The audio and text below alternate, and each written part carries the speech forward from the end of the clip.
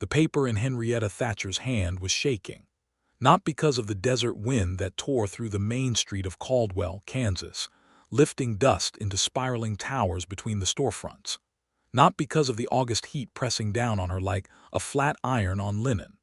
The paper was shaking because of what was written on it, and because Marcus Langston was standing 10 feet away from her, his jaw set like carved granite, his dark eyes holding something that looked terrifyingly close to guilt. "You knew," she said. Her voice came out quieter than she intended, which somehow made it worse. Quiet was not what she was feeling. What she was feeling was a betrayal so large it had hollowed her out from the inside. "You knew the whole time and you said nothing." Marcus did not deny it. That was the thing that broke something in her chest entirely. He stood there in the blazing Kansas sun, hat in hand now, his fingers working the brim in slow circles the way she had come to recognize as the only outward sign he gave when he was struggling. He was struggling now. "Henrietta, do not." She held up one hand. The paper crinkled. "Do not say my name like that right now, like you're the one who is wounded." The street around them was not empty. It never was in Caldwell in the summer of 1878. Cowboys moved along the wooden boardwalks, boots heavy on the planks. A woman in a calico dress hurried past with her eyes averted.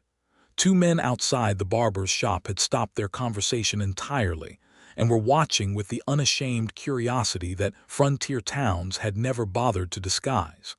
None of it mattered. The world had narrowed to the space between her and Marcus, and to the document she held that changed everything she thought she had built here.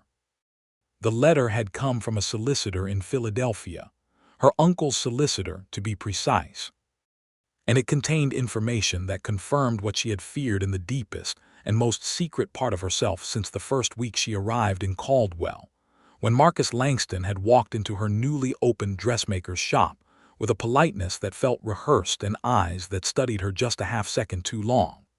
She had told herself she was imagining things. She had told herself she was a woman alone in an unfamiliar territory, and that suspicion was the natural companion of solitude. She had not been imagining things.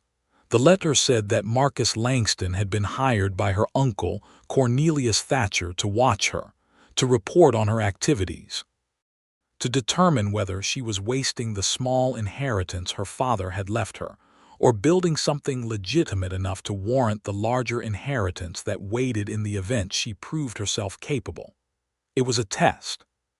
Her entire life out here, her shop, her sweat, her sleepless nights, the friendships she had carefully and painfully built in a town that was not always welcoming to a woman from the East who had opinions and a measuring tape and the audacity to charge fair prices. All of it had been observed, assessed, and reported back to a man who had never once believed she could succeed. But worse than the test was the man who had watched her take it. She had trusted Marcus Langston with things she had not told another living soul since arriving in Kansas. She had trusted him with her loneliness. Now she needed to understand how she had gotten here. She needed to go back to the beginning, because the beginning was the only place where any of this made sense. And sense was the only thing standing between her and the kind of grief that swallowed a person whole. Henrietta Thatcher had arrived in Caldwell, Kansas, on the 4th of April, 1878, on a Tuesday afternoon that smelled of cattle and possibility. She was 26 years old, which in Philadelphia in the year of our Lord 1878 meant she was old enough to have been married twice over, and was therefore the subject of considerable concern among the women of her mother's social circle. She was not married. She had no intention of being married, which was precisely why she had spent the previous 3 years quietly saving every penny she earned as a seamstress in her employer's shop, learning the trade from the roots up, studying not only stitching and fabric but also the business of running an establishment, the keeping of accounts, the management of suppliers. Her father, Gerald Thatcher, had believed in her in a way that was unusual for a man of his generation and class. He had taught her to read contracts before she learned to read novels. He had died when she was 23, leaving her a modest inheritance of $400 and a letter in which he told her that the West was where a person with intelligence and determination could still build something from nothing. Her mother had wept over that letter. Her uncle Cornelius had called it irresponsible and romantic nonsense. Henrietta had read it 17 times. She had spent 2 years after her father's death doing exactly what everyone expected. She had stayed in Philadelphia. She had worked. She had been sensible. She had attended church and helped her mother and declined 2 marriage proposals from men who were adequate in every way that did not matter and utterly empty in every way that did. Then, in the winter of 1877, she had read an advertisement in a newspaper about the opportunities available in the cattle towns of Kansas for skilled tradespeople. She had written to the local business association in Caldwell. She had received a reply informing her that there was no dressmaker currently operating in the town and that the nearest one was 30 miles north. She had done her arithmetic. She had packed 2 trunks and a sewing machine and boarded a train. Her uncle Cornelius had shaken his head so vigorously she had worried briefly for his health. Her mother had cried. Her friends had called her brave, which was the word people used when they thought you were making a mistake but did not want to be responsible for discouraging you. Henrietta had felt, for the first time in years, like herself. The train journey took 4 days with a change in St. Louis. She sat upright in her seat with her carpetbag on her lap, watching America change outside the window. The cities gave way to towns. The towns gave way to farmland. The farmland gave way to a flatness so absolute it seemed to press the sky down close against the earth like a lid on a pot. She had expected to find it oppressive. She found it extraordinary. There was something in all that open space that made her feel, for the first time, that she had room to be the full size of herself. Caldwell was a cattle town, one of the last shipping points before the Texas cattle trade had to be renegotiated north and west. The Kishom Trail ran directly through it, which meant that from spring through fall the town was alive with the sound of longhorns and cowboys and commerce. The permanent population was perhaps 1,500 people, but during the drive season it swelled considerably. It had 2 hotels, 4 saloons, a general store, a hardware merchant, a barber, a doctor who was also a dentist, 2 churches of competing denominations, a land office, and a sheriff named Dolan who was a pragmatic man with a substantial mustache. It did not have a dressmaker until Henrietta arrived. She rented the ground floor of a building on Main Street from a man named Hollis who owned 3 properties and seemed perpetually surprised that a woman from Philadelphia had come to rent one of them. She spent 2 weeks cleaning the space, painting the interior, setting up her machine, arranging her fabrics and notions, and putting a hand-painted sign in the window that read, H. Thatcher, dressmaker and seamstress, fine work, reasonable rates. The first month was harder than she had allowed herself to anticipate. Women came to look, as women do, but parted with money slowly. She took in mending to fill the gaps. She altered a dress for the wife of the hotel owner and did it so well that the woman became, effectively, a walking advertisement. By the end of May, she had a steady trickle of customers. It was on the 1st of June that Marcus Langston walked through her door. She remembered it clearly because she had been in the middle of a particularly stubborn buttonhole and had looked up with the expression she reserved for interruptions, which was not an especially welcoming expression. He was tall. She noticed that first. Lean in the way of men who worked outdoors, with the kind of physical economy that came from a life of real labor rather than the padded, upholstered look of the Philadelphia businessmen she had grown up around. He had dark hair and darker eyes, and he was wearing the clothes of a working man, which in Caldwell meant everything from a cowboy to a businessman, since the 2 overlapped considerably. He was perhaps 30, she guessed. Perhaps 32. He removed his hat immediately upon entering, which she noted and approved of. "Good afternoon," he said. "I'm looking to commission a shirt." "You've come to the right place for dresses," she said, because her mood was as stubborn as the buttonhole. "If you want a shirt, the general store carries ready-made." "I've been told your work is exceptional," he said, without any change in his expression. I don't want ready-made." She put down her work and looked at him properly. "A custom shirt." "Several, actually, and a waistcoat. I have a meeting with land investors coming up and I'd like to look like I belong at the table." She studied him for a moment. He stood with a stillness she associated with people who were comfortable in their own skin, which was rarer than it should have been.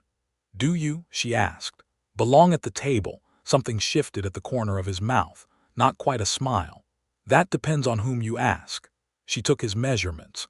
She ordered the fabric from her supplier in Kansas City.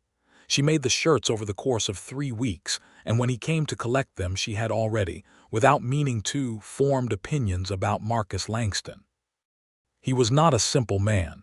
He asked questions rather than making statements.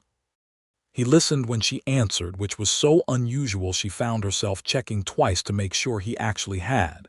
He did not talk down to her. He did not treat her shop as a curiosity or her as a novelty. He paid her asking price without negotiating, which in a cattle town was practically a declaration of character. He came back. He said the shirts were the finest he'd owned. He commissioned a waistcoat, then another. Then one afternoon in late June, he sat down in the chair she kept near the window for customers who needed to wait, and he simply began to talk to her. Not about clothing, about the land. He told her about the landscape south of Caldwell, where the prairie stretched unbroken toward the Texas border, and the light in the late afternoon turned everything a color for which she didn't have a word. He told her about the drought years and what they did to communities, the way they stripped not just water but hope from the soil. He told her about the cattle drives with a knowledge that was clearly firsthand, the long weeks on the trail, the particular quality of silence in the middle of the night when the herd was settled, and the stars were thick enough overhead that a man felt both very small and somehow important to the universe. She told him about Philadelphia, about her father, about the letter her father had written her, and the 2 years she had spent being sensible before she stopped. He listened to all of it. By July, they were having conversations that lasted far longer than any transaction required. She caught herself looking toward the window in the middle of the day for the particular width of his shadow. She caught herself thinking, while she worked, about things she wanted to tell him. She caught herself once, standing still in the middle of her shop with a length of blue calico in her hands, realizing that something had shifted in her life in a direction she had not planned for. She had not come west to find a man. She had been very clear about that to herself and to everyone who had asked. She had come west to find her fortune, to build something of her own, to prove to herself and to her uncle Cornelius, though she would have died before admitting the latter, that she was capable of more than what Philadelphia had offered her. She had not planned on Marcus Langston. He took her riding one Sunday afternoon in mid-July, which required the loan of a horse from the livery stable, since she had arrived with trunks rather than animals. He was careful and considerate about it, asking first, not assuming, waiting for her answer with the patience of a man who genuinely expected she might say no and had made peace with that possibility. She said yes, which surprised her slightly. They rode south of town along the trail road and then east across the open country, and he showed her exactly what he had described in her shop, the light in the late afternoon. She had no word for it either. A honey-thick gold that made the grass look like something out of scripture, that made the air itself seem warm and alive. She stopped her horse and simply looked at it, and when she turned to say something to Marcus, she found that he was already watching her rather than the landscape, with an expression that made her throat do something complicated. She looked away first. She told herself that she was a practical woman, and that practical women did not build fantasies on an expression seen once in good light. She told herself this several times over the following weeks. She became, perhaps, a little more formal with him as a result, which he accepted with the same quiet steadiness he seemed to bring to everything. She was in the middle of this careful and slightly painful management of her own feelings when the letter from the solicitor arrived, and the paper began to shake in her hands, and she found herself standing on Main Street in the dust, and the heat looking at Marcus Langston across a distance that felt suddenly much larger than 10 feet. "How long?" she asked. They were the same words, but now she was the one who had gone still. The fury had moved through her like a weather system, and what was left was cold and precise. "How long were you reporting to him?" Marcus took a breath. "From before you arrived. He contacted me through a mutual acquaintance in Wichita. He wanted someone on the ground here who could assess whether your business was viable. You're a spy." The word tasted exactly as ugly as it was. "I was hired to observe," he said. "I made a mistake in accepting." "Why? Because you got caught. Because it was wrong." He said it simply, without performance, and she hated that he said it that way because it was harder to dismiss than anger would have been. And because he stopped, his jaw tightened. "Because somewhere in the middle of it, I stopped being able to pretend that I was simply observing. And I should have told you then. I know that. You should have told me before you let me tell you things that I have not told anyone else." The words landed. She saw them land. Marcus absorbed it the way he absorbed most things, with a stillness that was not indifference but something more like self-discipline pressed to its limit. "I know," he said. "I know." She turned and walked back into her shop and closed the door. The bell above it rang once, and then there was silence, and she sat down at her sewing machine and did not sew anything for a long time.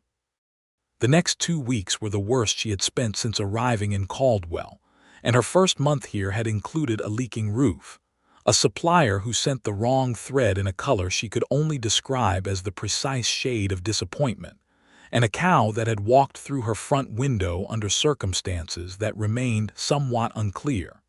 She worked. She worked with a ferocity that her customers noticed and praised, and that was driven entirely by the need to put something solid between herself and what she was feeling. She finished 3 dresses, 2 sets of curtains for the hotel, and a riding skirt for the wife of a rancher 40 miles east who had heard about her work through correspondence. She kept her accounts with meticulous care. She wrote a letter to her mother that said everything was fine. She did not write to her Uncle Cornelius, though she composed several letters in her head, each one more scorching than the last. Marcus did not come to the shop. She told herself she was glad of that. She was not glad of it. She was many things during those 2 weeks, and glad was not among them. She was angry, reliably and consistently. She was hurt in a way that suggested the hurt was the adult version of a much older wound. The wound of a girl whose intelligence had been underestimated so many times she had started to wear the expectation like armor. She was lonely in a new way, which was worse than the old loneliness because the old loneliness had been familiar and manageable, and this one had Marcus Langston-shaped dimensions. She was also, and this was the most inconvenient thing, beginning to think about what he had said. Not the apology. She was not thinking about the apology. She was thinking about the moment just before it when he had said because and then stopped, because somewhere in the middle of it. Because I stopped being able to pretend. She was thinking about the rides and the conversations and the long afternoons in her shop. She was thinking about how many times, looking back now with the sour clarity of betrayal, she had seen him start to say something and then pull it back. Not prevarication, not calculation, something that looked more like restraint. Like a man trying to hold a line he knew he had already crossed. She was not excusing him.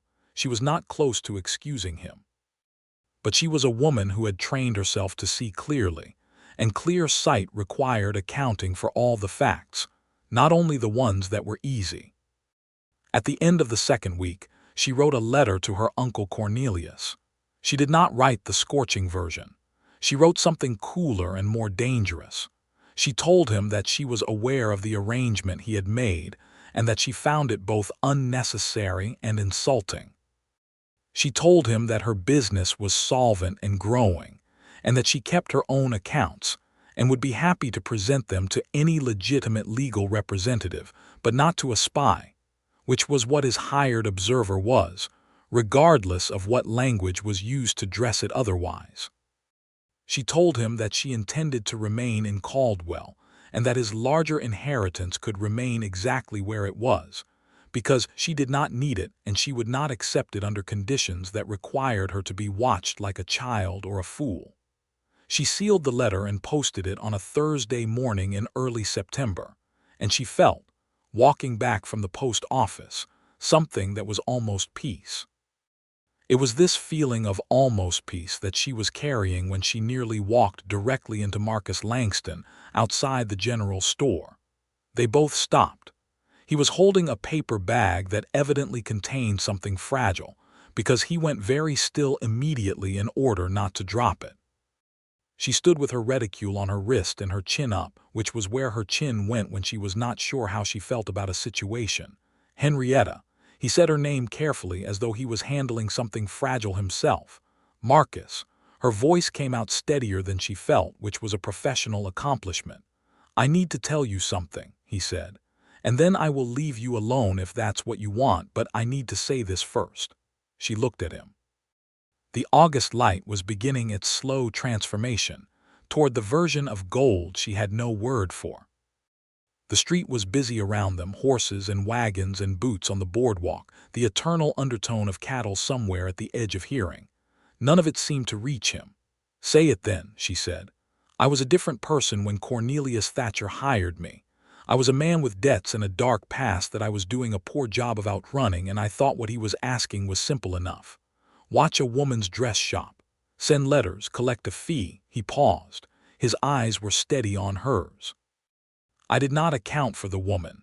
She felt something move under her ribs. She kept her expression still. I had no hidden motive when I came through your door the first time. Or rather, I had the wrong motive, but by the time I sat down in that chair by your window and started talking to you about the light on the prairie, it had already become something else entirely. Something I didn't know what to do with, because I was still writing letters to your uncle and telling myself I was doing you no real harm. He paused again. I was wrong about that. I knew I was wrong about it.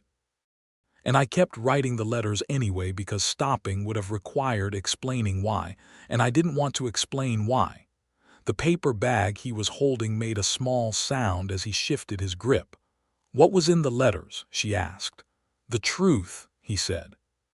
That you were building something real, that your accounts were sound, that your work was better than anything available within 50 miles. I told him you were proving yourself more capable than his doubts deserved. He met her eyes steadily. I never wrote anything that wasn't true, and I never wrote anything designed to hurt you. But that doesn't undo the fact that I was writing them without your knowledge or consent, and that you had a right to know what I was. She stood with the early September warmth on her shoulders and looked at Marcus Langston and thought about what kind of person he had been when he arrived in her shop and what kind of person he was now, and whether those were the same or different. What debts? She asked. His expression shifted slightly, not with evasion but with the weariness of a man who has carried something a long time. Land debts, mostly. My father gambled away a property that had been in the family for 2 generations. I spent years paying off what he owed, so the men he owed wouldn't take it out on my mother and my younger brother. By the time it was paid, I had nothing but the skills of a man who'd done too many kinds of work to be easily categorized. She thought about what kind of man paid his father's debts to protect a mother and a brother. She thought about what kind of dark past that actually was in the moral accounting of the world. You could have told me any of that, she said. I know. You could have told me at the beginning. You could have said, I was hired to watch your business. I'm not going to do it anymore. You could have said that. Yes, he didn't hedge it. I could have. I was afraid of what you would think of me. More afraid of that than of this. I wasn't thinking clearly. He said it without excuse. When you're around, I have significant difficulty thinking clearly. There was a pause in which neither of them spoke, and in which the October air, which had finally begun to show signs of loosening the summer's grip, moved between them carrying the smell of dust and dry grass and something that might have been the very early suggestion of a cooler season. I sent a letter to my uncle today, she said. What did you say? I told him to keep his inheritance. Something happened in his expression that was swift and complex, admiration and pain in equal measure. Henrietta, I don't need it, she said firmly. I never needed it. He hired you because he assumed I would fail, and I have not failed, and the satisfaction of telling him that directly is worth considerably more than whatever sum he had in mind." She paused. "Though I do want to know, were you to receive a bonus if I failed? Was there a financial incentive for me to fall short?" "No." The word was immediate and unambiguous. "My fee was the same regardless. I want you to know that." She believed him. She had spent enough time in his company to know when he was lying and when he wasn't, and he had never lied to her directly. He had simply failed to tell her the complete truth, which was a different sin, and a lesser one, though not a small one. "I need time," she said, "to think about what this is." "Take whatever you need." He said it without performance. "I'm not going anywhere." She went back to her shop. She sat down at her machine. She began to sew. She thought. September turned out to be one of the most eventful months Henrietta Thatcher had yet experienced in Caldwell, and not only because of the situation with Marcus. The cattle drives were winding down with the season, which meant the town was beginning its annual transition from frenetic to functional, and with it came a number of changes in the social fabric that she had now lived in long enough to begin to understand. She had made friends, which had surprised her. She had not expected to make friends quickly in a place where she was an outsider, and some of the friendships had indeed been slow to develop. But there was a woman named Clara Pierce, who ran the town's millinery from a space 2 doors down, and who had taken one look at Henrietta's sign in the window back in April, and come over with a jar of preserved peaches, and an attitude that said she had decided to reserve judgment. By September, the reserved judgment had resolved itself into a genuine friendship, and Clara was perhaps the most useful person Henrietta knew in Caldwell, because Clara had lived here for 6 years and knew everything about everyone, but with a generosity of spirit that meant she used this knowledge to help rather than harm. It was Clara who came into the shop on a Thursday morning in mid-September, with an expression that meant she had information she felt obligated to convey. "I heard something this morning," Clara said, settling into the chair by the window and removing her hat, which was always a sign she intended to stay a while. "Clara." Henrietta did not look up from her current work, which was a wedding dress, her first, commissioned by the daughter of the hardware merchant. "I am aware that you know things about this town that I do not. I am also aware that you exercise judgment about which things to tell me. What has tipped the balance this morning?" "Marcus Langston," Clara said. Henrietta put down her shears. "He went to see your landlord Hollies yesterday afternoon," Clara continued. "He made an offer to buy the building." Henrietta went very still. "Hollies told him no, apparently, or not yet more precisely, but that's not the part I thought you should know." Clara smoothed her skirt. "The part you should know is that he told Hollies he wanted to buy it because he wanted to ensure your lease was secure. Hollies was apparently planning to renegotiate your terms in the spring, significantly upward, because he's had interest from a man who wants to open a hardware annex and sees your space as suitable." Henrietta sat with this information. "He was trying to protect your business," Clara said, "without telling you. Which is either very considerate or very high-handed, depending on one's point of view." "It's both," Henrietta said, because it was. She thought about it for the rest of the day. It was, she recognized, the action of a man who was trying to make amends in the only way he knew how, which was practical rather than verbal. It was also, she noted, an action he had not mentioned when they had spoken outside the general store.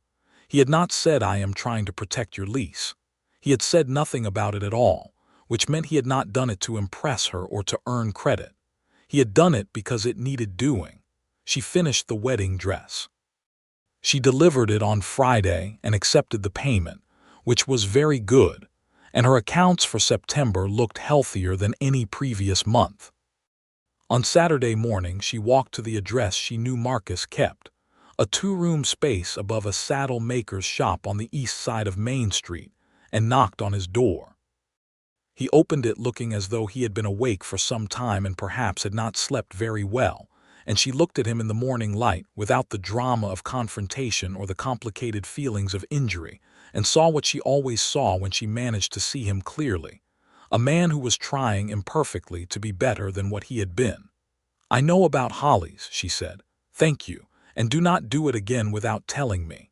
He blinked once. "Understood." "I'm going to ask you something," she continued, "and I need you to answer me honestly, which I believe you're capable of even though you have demonstrated some room for improvement in that area." A corner of his mouth moved. "All right. Do you have feelings for me that are separate from and prior to any arrangement with my uncle? Feelings that were present before he hired you and that have nothing to do with his money or mine?" The question hung in the morning air between them. He did not answer immediately, which she respected. He thought about it with the seriousness she deserved. "Yes," he said at last. "Though the arrangement existed before I met you, so I can't claim the feelings were prior in sequence. What I can tell you is that they have nothing to do with your uncle or his inheritance, and that they were the thing that made the arrangement unconscionable, not the other way around." She stood on his landing with the Kansas morning bright around her and made a decision. "There is a condition," she said. "Name it." "Transparency, complete and total. If you are thinking something about my business, my choices, or my life that has any bearing on either of us, you tell me. You do not protect me from information. You do not manage what I know. You tell me." "Yes," he said. "There was nothing conditional about it. And you will tell me about the man you were before you came to Caldwell, the whole thing, the debts and the rest of it, not all at once but eventually all of it." "I will." "Then," she said, "we are beginning again, from this morning. Whatever happened before is a foundation we are both standing on, not something either of us is going to pretend isn't there. We know it's there. We build from it." Marcus Langston stood in his doorway and looked at her with an expression she had seen fragments of before, in different lights and at different angles, but never all at once. She saw it clearly now. It was not the expression of a man who was grateful for a second chance in the abstract way of a person who has escaped a consequence. It was the expression of a man who understood exactly what he had been given and the full weight of it. "Henrietta," he said, and this time she let her name sound the way he said it. "Come down to the shop at noon," she said. "I'll feed you." She turned and walked back down the stairs into the morning. October in Caldwell was different from any October she had experienced before. Philadelphia's October was a managed thing, autumn arriving in a genteel fashion through parks and promenades, the leaves turning in the mapped and certain way of a city that had been there long enough to expect its seasons. Caldwell's October was something rower. The wind developed an edge overnight, as though the prairie had simply decided the summer was finished and was not interested in a gradual transition. The sky went from the enormous flat blue of summer to something deeper and more complex, layered with clouds that moved with a speed that made the horizon seem alive. She and Marcus began what she thought of privately as the second chapter of whatever they were, with a care and deliberateness that felt appropriate to people who had both been burned by carelessness. He came to the shop regularly, sometimes with a specific errand and sometimes without one, and they talked the way they had talked before, but with an openness now that had been absent before, because before she had been unknowingly holding back things she sensed she shouldn't share with a stranger, and he had been knowingly holding back things he knew he shouldn't share with someone he was supposed to be watching neutrally. Without those hidden constraints, the conversations went further and deeper and were considerably more interesting. She learned about his past. He told her about his father in pieces, the way a person tells a difficult story, not all at once, but in the manner of someone who has carried it alone for a long time and is discovering carefully that sharing the weight is not the same as losing it. His father had been charming and unlucky, which was a dangerous combination. The land in Missouri had been in the Langston family since before Marcus was born, worked by his father and grandfather before that. The gambling debts had accumulated over the last 3 years of his father's life, after the elder Langston had developed a relationship with whiskey that took precedence over most other things. When he died, Marcus was 23 and had 2 options: walk away from the debt and condemn his mother and 16-year-old brother to the consequences, or stay and pay it down. He had stayed. He had spent 6 years doing every kind of work the frontier had available for a strong and determined man who was trying to pay his way out of a hole someone else had dug. He had worked cattle drives. He had worked as a surveyor's assistant. He had worked as a freight hauler. He had done a short period as a deputy in a town whose name he said, with a careful neutrality that told her there were things about that period he was not yet ready to share, and she filed it away for later. The debt was gone by the time he was 29. His mother had remarried a decent farmer in Kansas, and his brother was working that farm. Marcus himself was what he had told her from the beginning, a man trying to find where he belonged now that the emergency was over. "What did my uncle offer you?" she asked one afternoon in October when the wind outside the shop was making the windows rattle. $50, he said. To be paid in 2 installments, half on agreement and half at the completion of the assessment. $50. She turned the figure over. Not a large sum by many standards, but meaningful to a man who had spent years paying down debts. "What are you going to do with the second installment?" He looked at her steadily. "I'm not going to take it." She raised her eyebrows. "I wrote to your uncle's solicitor last week," he said. "I told them the arrangement was terminated and that the initial payment would be returned by money order." She stared at him. "That was $25. I'm aware. You are returning $25 that you had already earned, technically speaking." "I am returning $25 that I should not have accepted." He said it simply. "It's not a complicated calculation." She looked at him for a long moment. He bore her scrutiny with equanimity. "Marcus," she said, "Henrietta, do you understand that you are making it very difficult for me to maintain any productive emotional distance?" His expression, which had been careful, warmed into something that changed his whole face.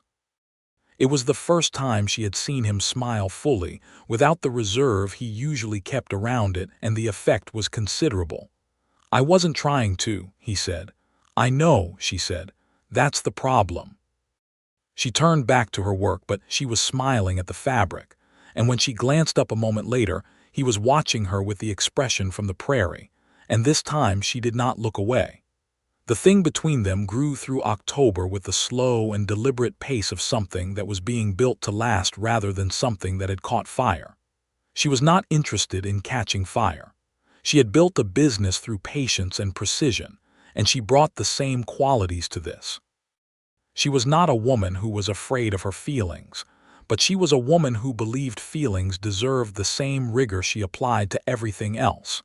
Examined, understood, tested. What she felt when she was with Marcus Langston passed every test she put it through. He was honest with her, which was the most important thing, and which had cost him something real to become. He was genuinely curious about her as a person, about her work and her ideas and her opinions, in a manner that was not a performance or a social strategy, but simply the natural expression of how he engaged with things he found interesting. He did not try to manage her or diminish her or fold her into a shape that was more convenient for a man's life. He asked her what she thought and listened to the answer. He disagreed with her sometimes about things like the politics of the cattle trade and the question of whether Caldwell's current sheriff was doing an adequate job, and once memorably, about the best route to take on a horseback ride through the eastern flatlands, and he disagreed with her directly and without apology, and without ever making her feel that her disagreement was unwelcome. She found this more romantic than flowers. In November, her uncle Cornelius wrote back. The letter was long. It was defensive. It marshaled arguments. It told her she was throwing away a future on a sentimental attachment to independence. It said that the inheritance was a significant sum, that it had always been intended for her, and that the conditions were not unreasonable given his reasonable concern for its proper management. It mentioned, in a way that was designed to sound casual but was clearly anything but, that a suitable marriage to a man of established means would have nullified the conditions entirely, which told her everything about what the conditions had really been about. She read the letter through once, set it on the table, and went back to hemming a skirt. She thought about her father who had believed in her.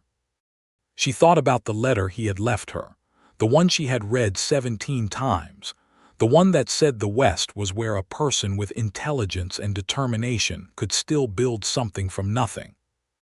She thought about everything she had built in the 8 months since she arrived in Caldwell, the shop and the customer list, and the accounts and the reputation and the unexpected treasure of people like Clara who had become real friends, and Marcus, who had become something she was still in the process of naming accurately. She thought about the fortune she had come west to find. Then she sat down and wrote to her uncle, brief this time, to tell him that she had found it, and that it was not what he would have expected, and that she was grateful for his concern but did not require his money or his supervision. She told him she hoped he was well. She meant it. He was a limited man who had done a limited thing out of a limited understanding, and she had spent enough of her emotional energy on him. She sent him her love, which she meant also, and her regards to his wife, and then she sealed the letter, and that, for her, was the end of it. Marcus was in the shop when she wrote it, working at the small table near the back that he had begun to use when he needed to write letters or review documents of his own, because they had reached the point of easy cohabitation in the space that neither of them had engineered exactly, but that both of them had accepted as natural and right. "Done," she said, setting down the pen. He looked up. "My uncle," she clarified. "I have finished the matter in my own mind." He set his own pen down and gave her his full attention, which was something she had come to rely on with a depth that surprised her. "What did you say?" "That I found my fortune and it was not what he expected." She paused. "I wasn't being poetic. I meant my business, my work." "Of course," he said, but something in the way he said it and something in the way he was looking at her suggested that he was thinking about other kinds of fortune as well. And she found, sitting across from Marcus Langston in her own shop in Caldwell, Kansas, on a cold November afternoon with the wind pressing at the windows and her account book in the black and her friends down the street and her work under her hands, that she was thinking about the same thing. She had come west to build a business. She had done that. The shop was real, the reputation was real, the income was real, and it was growing. She had not come west to find what Marcus was. She had not known to look for it. She had arrived in Caldwell with a very clear map of what she was looking for, and it had not included the possibility of a man who paid his father's debts and returned money he had accepted unfairly, and sat quietly in the corner of her shop working, while she worked and made her feel, for the first time in her adult life, that being exactly who she was not something that required apology or management. She had not known to look for that. "Marcus," she said, he was still watching her. "I think," she said carefully, "that I am in love with you." The November afternoon light was thin and gray through the windows, and the wind was making its presence felt in the walls of the building, and outside somewhere a horse was moving over the frozen ground with a sound like a slow clock. She sat with the lamp on the table between them, and Marcus Langston looked at her with everything she had been watching accumulate in him for months, all of it present at once, and stood up from his chair and walked around the table and held out his hand, and she put hers in it, and he said her name the way he said it when he meant it as its own complete sentence. Then he said, "I have been in love with you since July." She laughed. She had not expected to laugh, but it arrived before she could make a decision about it, a real laugh of the kind that came from genuine delight, because July was the month of the prairie ride and the unnameable gold light, and of course it was. "You are terrible at this," she said. "I know," he said, entirely undefensively. "I am learning." She stood and he was right there, and she looked at him very close up for a moment. This man with his dark eyes and his debts paid and his quiet integrity and his complicated history, and his absolute conviction that she was worth watching not for her uncle's sake but for her own, and she felt the full size of what this was. She kissed him. She did it herself, which was exactly right. He kissed her back with a thoroughness that suggested all that restraint over months had produced a considerable accumulation of feeling. December in Caldwell was cold with a simplicity that had no equivalent in Philadelphia's managed winters. The cold came straight off the plains with nothing to stop it, and it got into the walls of buildings and under the doors and into the small of one's back while standing still, and the only sensible response was layers and fire, and the close company of people one was fond of. Henrietta was fond of several people in Caldwell, and she kept her shop warm and her friendships maintained. She and Clara had established a ritual of Sunday afternoon visits that alternated between the millinery and the dress shop, and these afternoons had become one of the cornerstones of her week, full of strong tea and useful conversation, and the kind of honest exchange that good female friendship sustained. Clara had opinions about Marcus. "I never liked the rumor about him," Clara said on a Sunday afternoon in December when they were both on opposite sides of Henrietta's cutting table with their tea. "The one about him working for someone, but I like what I see now." "What do you see?" "A man who is paying attention."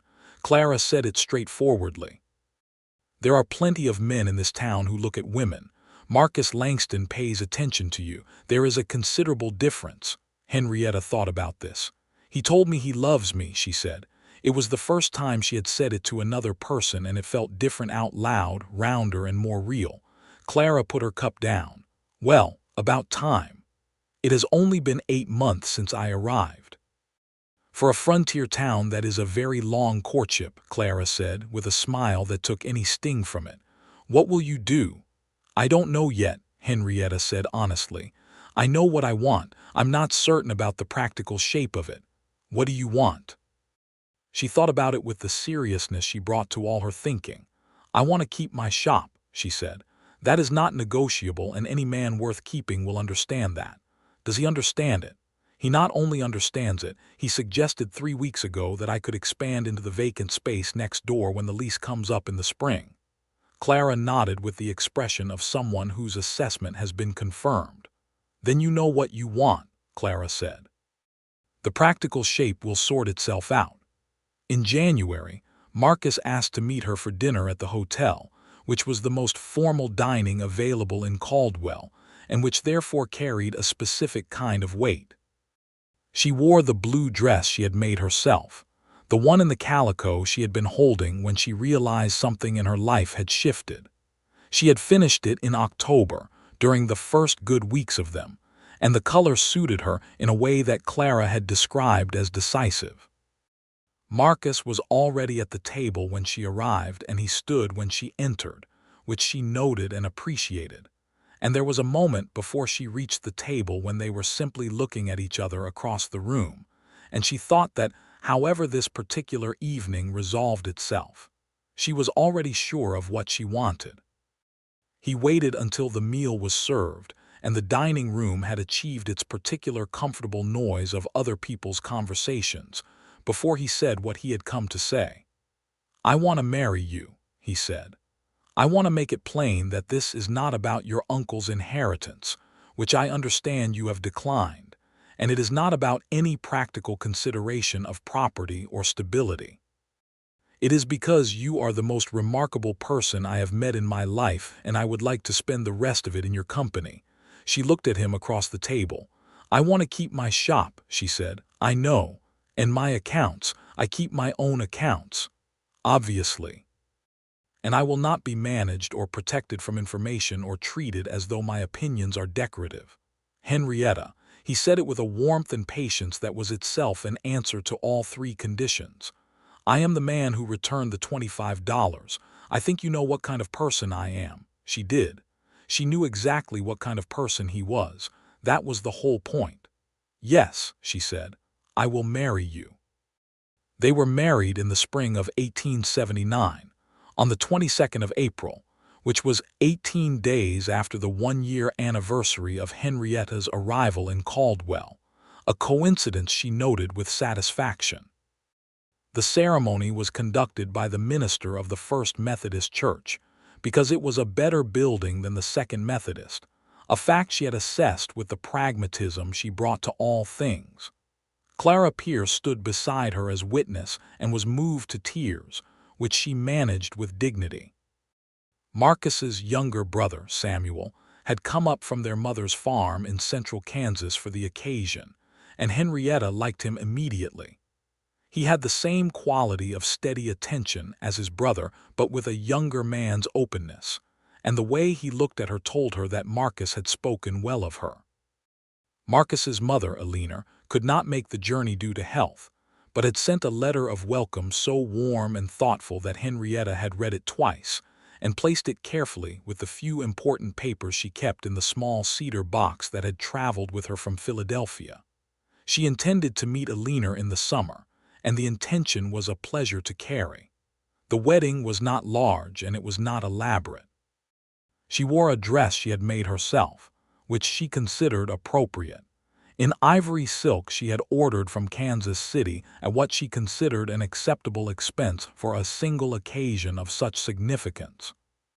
Several of her regular customers attended, and Sheriff Dahlin, who had turned out to be a man of considerable quiet goodness beneath the mustache, brought his wife and shook Marcus's hand with a warmth that spoke well of Marcus's reputation in the town. They ate at the hotel afterward, a long and cheerful dinner that went later into the evening than any of them had planned, because the company was good and the conversation was easy, and there was a quality to the evening that was particular to nights when something right has happened and everyone present feels it.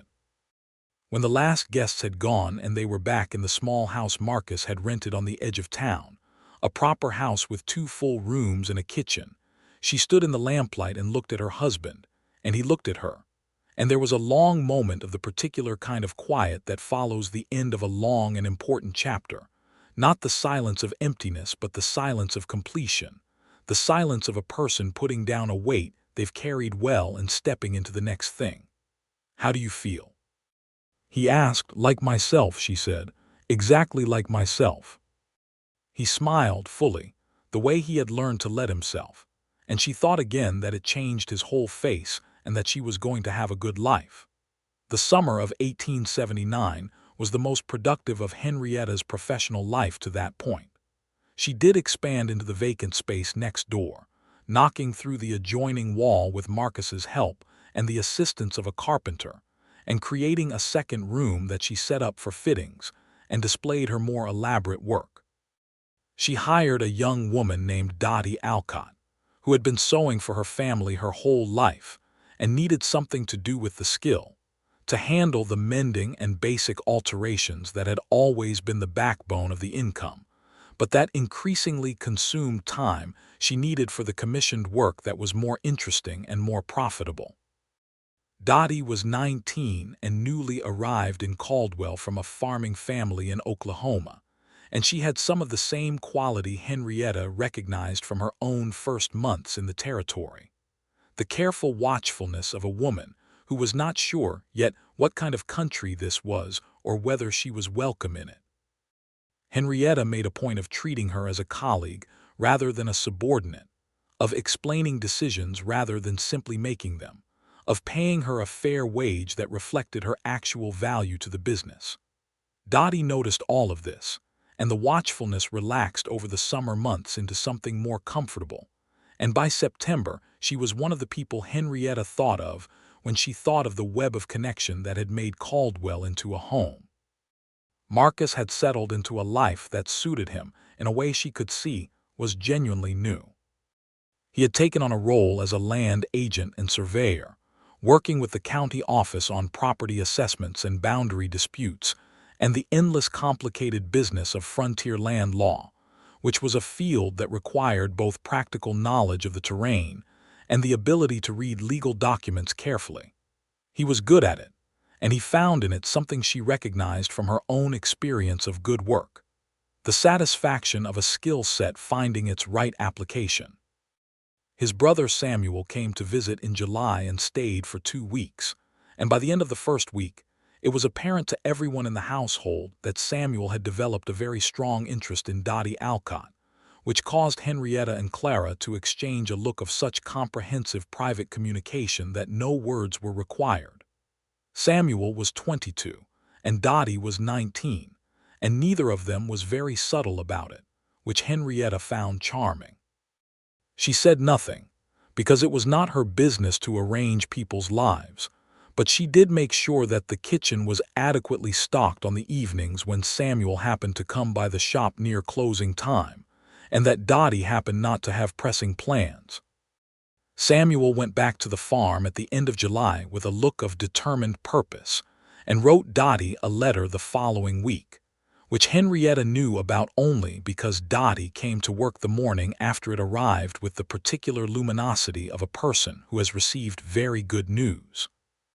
She mentioned none of this to Marcus, who found out about Samuel's letter 3 weeks later from Samuel directly, and told Henrietta at dinner with the expression of a man who is slightly bewildered to find himself in the middle of a developing romance he had not tracked. "Did you know about this?" he asked. "I suspected," she said serenely. "When?" "About 4 days into Samuel's visit." He looked at her with the particular expression she had come to treasure, the one that was equal parts exasperation and adoration. "You are remarkable," he said. "Yes," she agreed, and served him another portion. In October of 1879, Henrietta discovered she was pregnant. She had suspected it for 2 weeks before the practical evidence confirmed it, and she had spent those 2 weeks in a state of internal negotiation that she did not fully share with Marcus until she had completed it. This was not secrecy of the kind that violated her own condition about transparency. It was simply the recognition that she needed to understand how she felt before she could tell anyone else how she felt. She felt, it turned out, an enormous and somewhat overwhelming joy that she had not fully anticipated. She had known, in the abstract, that she would like children. She had always been fond of children in the way of a person who does not have them, and therefore sees them without the accumulated fatigue of daily responsibility. She had not, honestly, considered it with great specificity, because the prior years of her life had not offered circumstances in which it seemed a realistic near-term prospect. Now it was a near-term prospect. Now it was a certainty. She told Marcus on a Sunday evening in October when they were sitting by the stove, with the first real cold of the season pressing at the house, and he went very still in the way she had learned to recognize, as the sign that something had reached him deeply enough to suspend his usual composure. "Truly," he said, "truly." He stood up from his chair and came to where she was sitting and knelt down beside her, which was not something she had seen him do before, and took both her hands in both of his and looked at her with an expression that reached somewhere past language. "How do you feel?" he asked. The same question as on their wedding night, asked in the same tone of genuine wanting to know. "Frightened," she said honestly, "and more happy than I have words for." "Good," he said, which she understood. He meant those are the right feelings, both of them.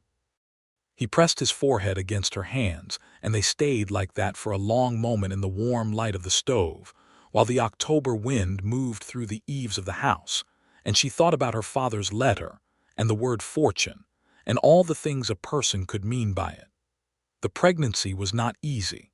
Winter pregnancies in frontier towns were not easy as a general category, and Henrietta was not a woman who found physical vulnerability comfortable.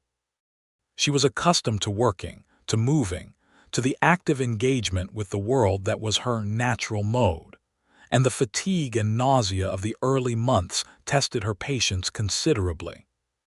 She continued to go to the shop because she needed to and because staying home made her feel worse rather than better, and Dottie proved invaluable during this period, managing the daily work with a competence that allowed Henrietta to focus on the accounts and the commissioned work, and leave the more physical tasks to hands that were not dealing with the particular demands of early pregnancy. Marcus was present in the way she needed without being the sort of person who hovered, which would have driven her to madness. He made sure there was food in the house that she could eat during the weeks when very few things qualified. He drove her to the shop on the days when the cold was worst. He sat with her in the evenings and was quiet when she needed quiet and talked when she needed to be distracted. And he never once told her what she should do about her discomfort or suggested that perhaps she ought to slow down, which was the kind of restraint she had once thought she would have to demand, and which he simply offered. Dr. Pelham, who was a competent if slightly gruff man, saw her at regular intervals and pronounced the pregnancy progressing normally, which was reassuring in the plain and uncomplicated way of medical confirmation that nothing is wrong. The shop continued to grow. By December of 1879, Henrietta had so many customers that she and Dottie together were working at capacity, and she had begun to think seriously about whether the expansion of last summer was sufficient, or whether more fundamental changes to the business structure would be necessary. Clara thought she should take on a third seamstress. Henrietta thought Clara was probably right. "What is stopping you?" Clara asked during their Sunday visit in December. "The finding of the right person," Henrietta said. "Dottie is exceptional precisely because she came to me with real skill and a genuine work ethic. I am not interested in teaching someone the basics while paying them a skilled wage." "Mrs. Hartley's youngest daughter," Clara said, without hesitation. Henrietta looked at her. "She has been sewing since she could hold a needle," Clara said. "She is 20 years old. Her mother has been trying to figure out what to do with her ambition for 3 years, and she was in here last week admiring your embroidery work on that riding jacket with the kind of educated appreciation that comes from someone who knows what she's looking at." Henrietta made a note to speak with Mrs. Hartley's youngest daughter. Her name was Josephine Hartley, and she was exactly what Clara had described: skilled, ambitious, and underutilized by her current circumstances. She came to the shop on a Wednesday morning, and Henrietta gave her a practical test, a set of alterations of increasing complexity, and watched her work through them with the assessing eye she had developed over years of learning from her own employer in Philadelphia. Josephine Hartley had good hands and better instincts, and she handled the most difficult of the alterations in a way that showed she had thought about the structure of the garment rather than simply responding to the surface of the task. Henrietta hired her.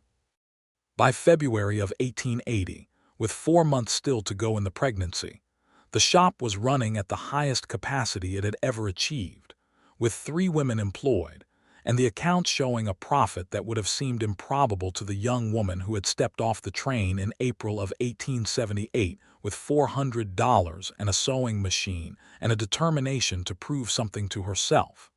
She had proved it. She had been proving it every month since, in the language she trusted most, the language of work done well and fairly compensated. She wrote to her mother in February and told her about the pregnancy. Her mother's response was the most warm letter she had received from that quarter since leaving Philadelphia, full of practical advice, some of which was applicable, and some of which was of the kind that made more sense in a city with a full domestic staff, and an offer to come west for the birth, which Henrietta accepted with a genuine gratitude that surprised her. Her mother arrived in late April of 1880, on a train that Henrietta was too large and too uncomfortable to meet at the station herself. So Marcus went and returned with a woman who was smaller and more precise than Henrietta had somehow been picturing, as though the distance had exaggerated her in memory. Margaret Thatcher looked at her daughter in the door of their house and went through a swift series of expressions: relief, assessment, and then something that looked very much like pride. She took to the house with an efficiency that would have been overbearing from anyone else, but was, from her mother, simply the expression of love in the language her mother spoke best. She and Marcus achieved a cautious mutual assessment in the first 2 days that resolved into comfortable respect, which was the best outcome Henrietta had hoped for. The baby arrived on the 14th of May, 1880, in the small hours of the morning after a labor that was long and hard, and that Dr. Pelham managed with the blunt practicality of a man who had seen many births. Marcus sat outside the bedroom door for 6 hours and was, by the end of it, in worse shape than anyone except Henrietta, which she found both exasperating and deeply touching. It was a boy.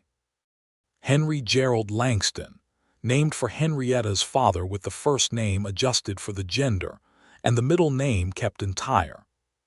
When she held him for the first time in the lamplight of her own bedroom in her own house in Caldwell, with her mother's hand on her shoulder and Marcus's eyes on her face, she thought about the letter her father had written her and felt him very present in that moment, in the name she had chosen, and in the fact of this whole life she had built that he would have loved.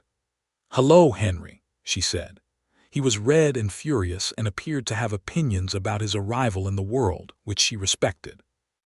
Marcus held his son for the first time with the same stillness he brought to everything that mattered to him, and looking at his face while he held the baby, Henrietta thought she understood what it meant to have built something that was both hers and shared, both deliberate and surprising. The fortune she had come west to find had turned out to be much larger than she had known to plan for. Her mother stayed for 3 weeks and was, in this as in many things, exactly what was needed and no more. She left on a Saturday morning in early June with a warmth toward Marcus that she expressed by telling him, at the station, that she was glad her daughter had found someone who deserved her, which was the most generous thing Henrietta had ever heard her mother say about a man. Marcus watched the train leave and then looked at Henrietta beside him with the baby in her arms and said, "I like your mother." "She is formidable," Henrietta said. "Yes," he said, as though this explained the liking. The summer of 1880 was the summer Caldwell began its gradual shift. The cattle trade was changing, the railroad was changing, the whole economy of the frontier was in one of its periodic reorganizations, and the businesses that would survive were the ones that had built real foundations rather than riding purely on the boom. Henrietta's shop was one of the latter. She had a reputation that extended well beyond Caldwell at this point, customers who came from Wellington and Arkansas City, and occasionally from Wichita, and the quality of her work was known well enough that she had turned down 2 offers to relocate to larger markets, one to Kansas City and one to Denver. She did not want to relocate. She was where she had chosen to be. Marcus's land agency was similarly well established. The county work had grown into a practice that several local attorneys used for their survey and assessment needs, and he had hired a young assistant named Porter, who was learning the technical side of the work with the eagerness of someone who has found his right thing. Marcus was, in the specific way of a person who has spent years doing necessary work that was not right for them, visibly happier in work that fit, and the fit showed in everything. In how he talked about his days, in the particular quality of his attention in the evenings, in the way he took on new challenges with a confidence that had always been present in his character, but that had been before, engaged in managing difficult circumstances rather than building toward chosen ones. They had created between them a life that was real in every dimension, work that mattered to each of them separately and to the community they were part of. A house that was becoming, with each season, more thoroughly theirs, with the small accumulated evidence of a shared life in every room. Henry, who was growing with a speed that seemed daily miraculous and improbable. On an evening in August of 1880, sitting on the steps of their house in the late light, Henry asleep inside and the air cooling from the day's heat, and the sky doing the prairie thing where it became too large and too beautiful to be ordinary, Marcus said, "I want to tell you something." She looked at him. "When I took your uncle's money," he said, "I was the kind of person who believed that watching and reporting was a neutral thing, that it caused no harm if nothing bad was done with the information. I thought that about a number of things in my life, actually. That observation was not participation, that you could be present without being responsible." She waited. He had been thinking about this for some time. She could feel the shape of a thing that had been considered. "You changed my mind about that," he said, "not by arguing with me. By simply being a person who was fully present in everything she did, and who therefore could not be observed without being known, and who could not be known without the observer being changed by the knowing." He paused. I think that is what it means to be a person of real character. Not that you are perfect, but that you are so thoroughly yourself that it is impossible to encounter you and remain unchanged. She looked at the light on the grass and thought about being fully herself and what that had required and cost and given back. "You are not a simple man," she said. "No," he agreed. "I knew that in the first week," she said. "I thought I was imagining things." "You never imagine things," he said, with a certainty that was itself a form of love. She put her head on his shoulder in the August light, and they sat with the evening coming down over the prairie, the sky moving through its colors toward dark, and she thought about the fortune that the word meant in her father's letter and the fortune that it meant now, and how the former had been the door, and the latter had been the country beyond it. The country she had not known was there, because she had not known to look. By 1881, the town had changed enough that some of the women Henrietta had come to know were facing the particular pressures of a frontier economy in transition. The cattle trade's decline meant that families who had organized their lives around it were renegotiating everything. She had 3 customers who could no longer pay full price and who came to her with the specific discomfort of people who were proud and struggling, and she handled this with the practical directness that had always been her way. She told each of them that she valued their custom and that they could pay on account, and she kept accounts for all 3, and she collected on those accounts in the following years as circumstances allowed, and she never made any of them feel the arrangement was a charity. It was not a charity. It was a business decision made by a woman who understood that a community's economic health was not separable from the health of her own enterprise. She also, in the spring of 1881, began teaching a class in basic sewing on Tuesday evenings at the church hall. This was Clara's idea, executed with Clara's characteristic efficiency.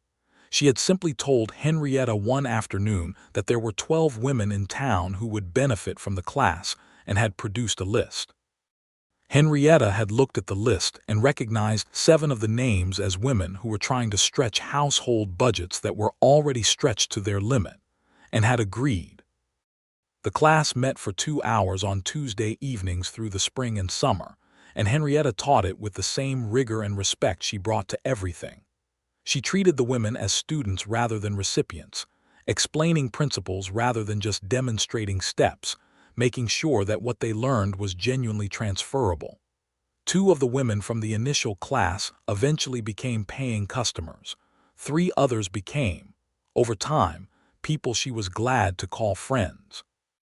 Marcus attended one of the sessions by mistake, arriving to collect her at the church hall without realizing the class was running late, and sat in the back for 20 minutes watching her teach. She saw him when she glanced toward the door, and she raised her eyebrows in inquiry, and he shook his head slightly in a gesture that meant, "I am fine, go on." So she went on. When the class was over and the women had gone and she was packing up her materials, he helped her with a quietness that was different from his usual quietness. "What?" she said. "I was thinking," he said, "that you are going to be the most interesting person I have ever known for a very long time." She looked at him over the folded fabric. "That is a confident prediction," she said. "I feel confident about it," he said. Henry's second year was the year he developed opinions about everything, which was not surprising given his parentage. He had Marcus's dark hair and Henrietta's particular directness, and he had from very early on a quality of focused attention that both of them recognized, and neither of them had any difficulty explaining. He was an observant and curious child who kept his own counsel in the manner of a person who is thinking about things before he speaks about them, which at age 1 was both improbable and unmistakable. Marcus's mother, Eleanor, was well enough to travel in the fall of 1881, and came to Caldwell with Samuel, who now came regularly enough that his visits no longer required the logistical adjustment of unexpected guests. Dottie Alcott had become Dottie Langston in a quiet ceremony the previous spring, and they had made their home on a small property outside of town, where Samuel had taken up farming with the same steady determination he appeared to bring to everything he undertook. The meeting of Marcus Langston and Henrietta Thatcher Langston was. Both women reported privately afterward to the respective people they told things to. Everything it should have been. Eleanor was a woman who had survived considerable difficulty with her essential character intact, and she looked at her son's wife with the direct and warm assessment of a person who had wanted this for him, and was glad to see it realized. She held her grandson with a contentment that was its own complete thing, and she told Henrietta on the second evening of her visit, over tea in the kitchen while Marcus and Samuel talked outside, that she was grateful in a way she could not fully articulate for the life her son had built. He was lost for a long time, Eleanor said, after his father. He didn't let himself be lost in any way you could see from the outside, because he was too busy managing things. But I knew. He is not lost now, Henrietta said. No, Eleanor agreed. He is not.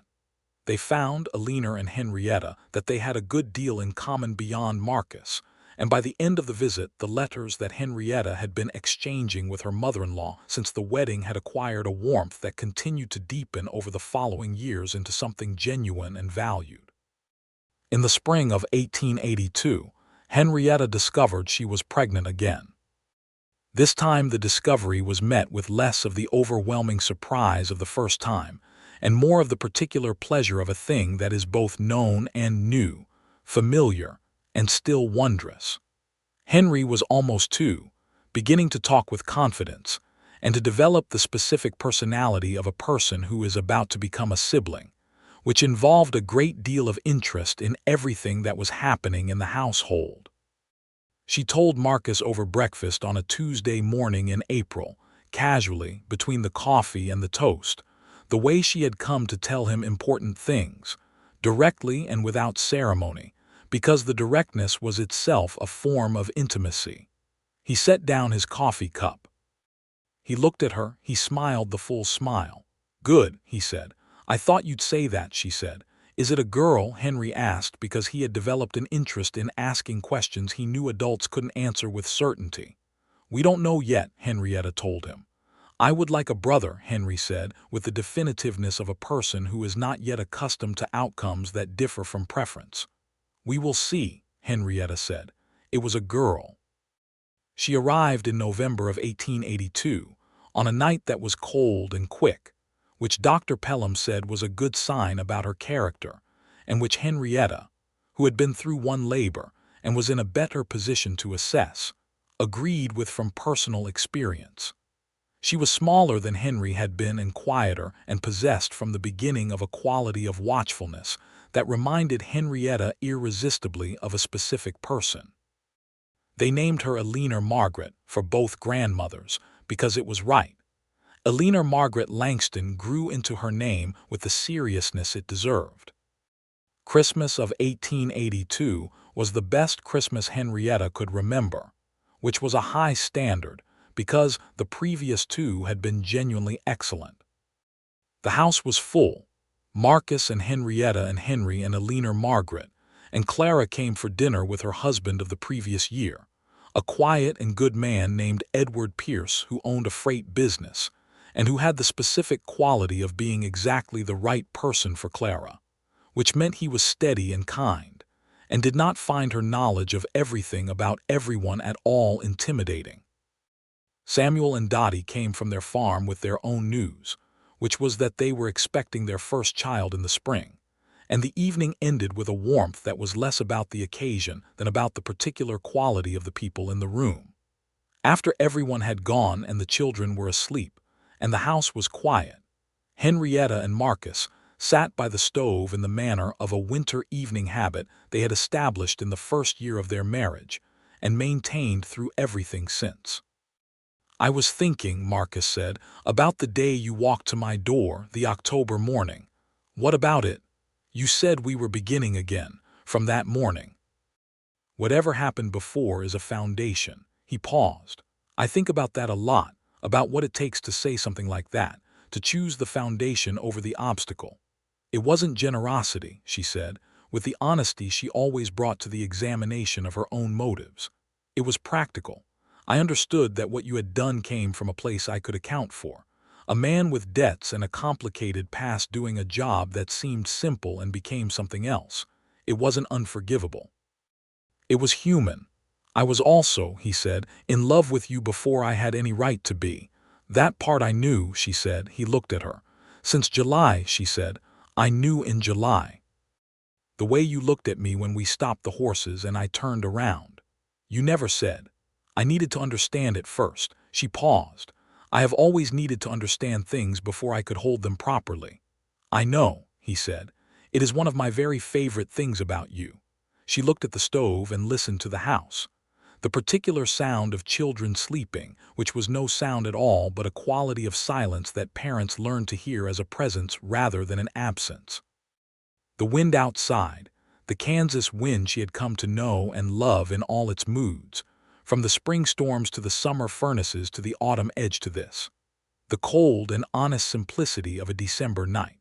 She thought about the young woman who had stepped onto a train in Philadelphia with $400 and a sewing machine and a father's letter folded in her coat pocket, certain about some things and uncertain about everything else.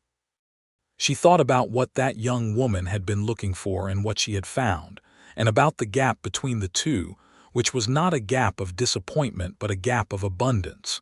She had found everything she had looked for and more of it than she had known to ask for. The shop was real. The business was real.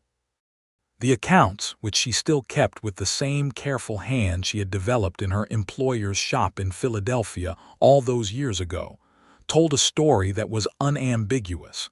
She had built something lasting and good and hers. The life around the shop was real in a way that she had not been able to plan because you could not plan for this. For the particular texture of mornings with a man who paid his father's debts and returned money. He'd been paid wrongly and sat in the corner of your shop working while you worked and loved you with a steadiness that did not require performance or proof. She had come west to find her fortune. She had found it. She had found it in the shop and in the work and in the accounts and in the reputation she had built on the quality of what her hands could do. She had found it in Clara and in Dottie and in Josephine and in Marcus Langston and in Samuel and in all the small web of real connection that was a life in a place rather than a life passing through a place. And she had found it in Marcus, who she had not known to look for, and in Henry asleep in his room and a leaner Margaret asleep in hers, and in the child that Samuel and Dottie were expecting, and the way all of these lives were woven together in the ongoing, ordinary, extraordinary business of people building something in a place they had chosen. She had not known to look for any of it. That was the thing. Her father's letter had been right, as he had always been right about the things that mattered.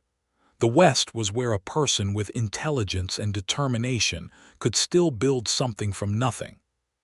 She had brought the intelligence and the determination and the sewing machine, and the West had given her everything else, the space to be the full size of herself and the people to fill that space with, and the particular quality of light in the late afternoon on the Kansas prairie that she still did not have a word for and no longer felt the need of one. She had her fortune.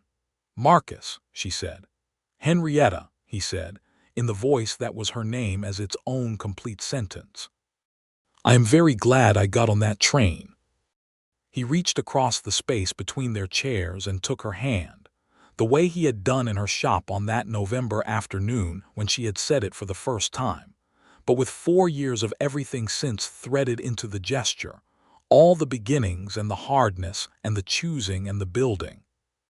All of it present in the simple fact of his hand in hers in the warm light of their house, while the wind moved over the Kansas plains and their children slept, and the rest of their lives waited in the ordinary and miraculous way of futures that had been built rather than merely hoped for. So am I, he said. Outside, the wind moved through the eaves of the house and across the winter grass and out over the prairie that stretched toward a horizon too far away to see, the same horizon that had pressed the sky down close and given Henrietta Thatcher, on a Tuesday afternoon in April of 1878, the feeling that she finally had room to be the full size of herself. She had made good use of that room. She was still making good use of it. She would continue to make good use of it for the rest of her long and fortunate life, in the company of a man who had been watching her since before she arrived, and who had fallen in love with her somewhere in the middle of being changed by her, and who had chosen, every day since a Saturday morning in October when she had knocked on his door and offered him a foundation to stand on, to be worthy of what she had given him. The lamp burned warm in the Langston house on Main Street's edge in Caldwell, Kansas, in the winter of 1882, and the two people in the parlor held hands in the quiet, and outside the prairie lay enormous and dark and endlessly possible under the December stars, and the story was not over, and it was complete.